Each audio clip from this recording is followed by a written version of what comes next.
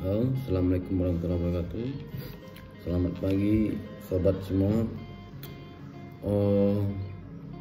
YouTube channel ini yang sudah hadir semenjak tahun 2009 yang lalu, mungkin termasuk channel yang cukup lama di YouTube ya, tapi karena kurang aktif mungkin tidak terlalu banyak subscribernya di akun ini.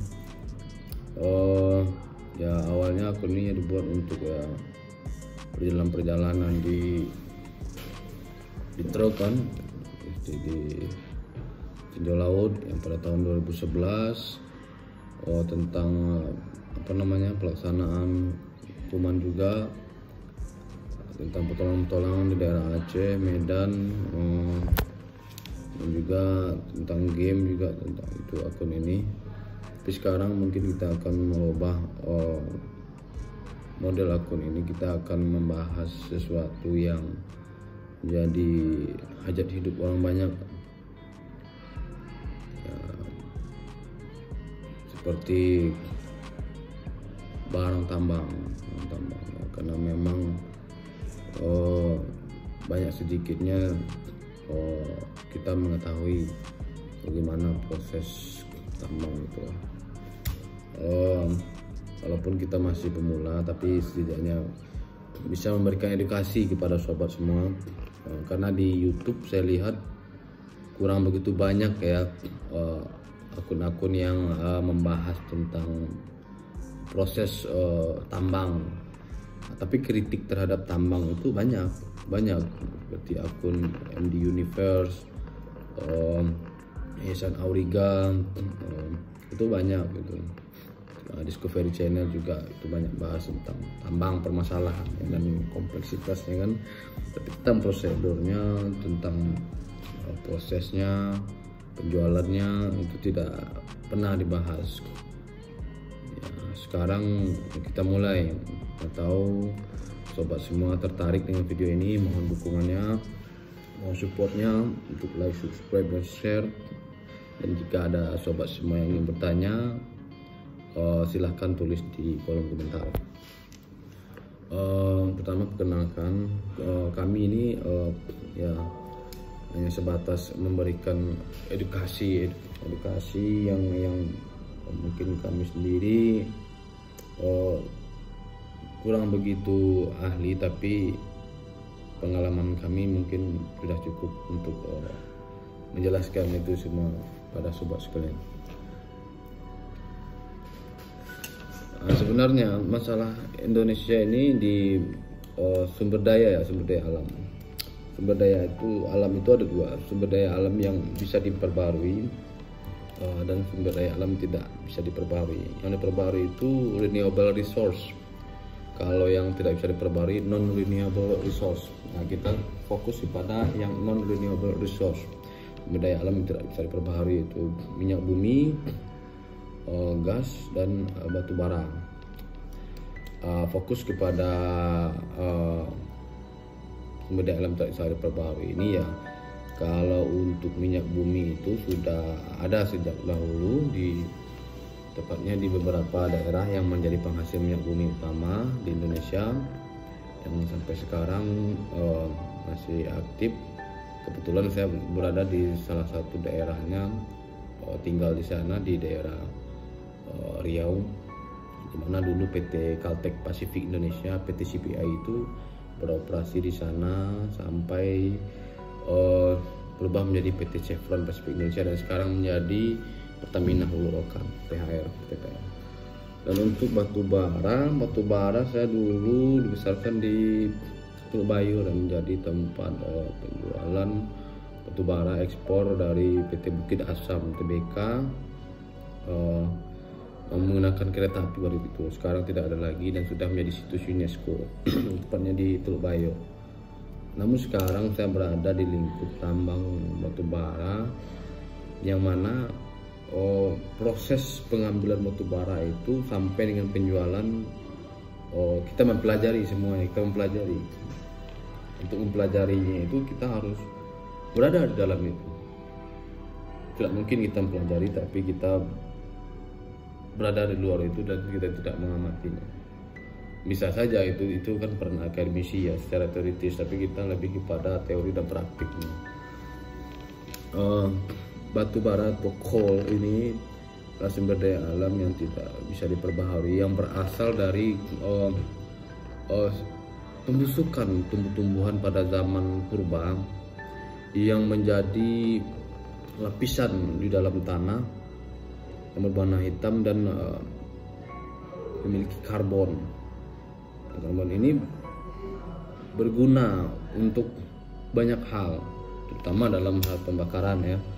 Pembakaran, sumber daya pembakaran yaitu ya untuk PLTU, untuk kereta api uap, dan untuk bahan-bahan. Selain itu, batu bara ini juga menjadi komoditi ekspor Indonesia sebagai penghasil batu bara terbaik lah, cukup terbaik pada waktu itu, terutama di daerah Sawah Lunto di Provinsi Sumatera Barat, yang sampai saat sekarang ini masih ada dari zaman Belanda. Eksploitasi batu bara Sawah Lunto itu menggunakan sistem underground mining. Di daerah lain, di Kalimantan, di Jambi, atau di Sulawesi menggunakan open mining yang terbuka. Underground ini melalui terowongan. Itu gar yang paling tinggi di Indonesia pada waktu di Sawah Lunto. Komoditi yang sangat menjanjikan bagi para pengusaha. Pengusaha itu ya orang-orang yang memiliki kemampuan modal, keahlian untuk melakukan bisnis dalam hal ini, khusus terhadap batu bara. Tidak semua pengusaha kompeten untuk melakukan bisnis dalam hal batu bara. Batu bara ini seperti ini. Kita mulai dari bawah, dari hulu dulu. Dari hulu, batu bara ini terbentuk pada saat pembusukan tumbuh-tumbuhan pada zaman dahulu yang menjadi lempengan yang tersebar di beberapa wilayah. Yang untuk mengeksplorasi itu diperlukan izin usaha pertambangan sebagaimana di dalam Undang-Undang Nomor 4 2009 tentang pertambangan mineral dan batu bara, yang diperbarui dengan Undang-Undang 3 tahun 2020 tentang penambangan mineral dan batu bara ya. Ini di undang-undangnya ini ada termaktub semua. Dan setelah izin eksplorasi keluar, maka ada beberapa ahli yang melakukan survei terhadap wilayah yang dicurigai memiliki kandungan batu bara yang cukup ya untuk dieksploitasi. Maka dari itu, tim itu akan melakukan pengecekan, terus melihat sampel ya. Sampel itu ada dua observasi. Yang pertama itu melalui bor, yang kedua melalui observasi secara manual, itu melihat tebing-tebing atau celah-celah sungai yang memiliki lapisan yang berwarna hitam. Sesudah itu lanjut kepada izin untuk eksploitasi. Izin ini dikeluarkan oleh Kementerian Energi dan Sumber Daya Mineral (SDM). Selain itu, izin ini melalui beberapa tahapan. Tahapannya itu antara lain ya, tahapan yang pertama pengawasan penggunaan lahan, hasil observasi, hasil survei dari surveyor yang berkompeten. Lalu selanjutnya izin tersebut diajukan setelah melakukan beberapa kajian ya. Kajian itu analisis mengenai dampak lingkungan, kajian terhadap ide reklamasi, progres reklamasi yang akan dilakukan setelah adanya aktivitas penambangan. Dan setelah izin itu keluar, izin eksploitasi keluar, maka perusahaan itu bisa melakukan aktivitas penambangan.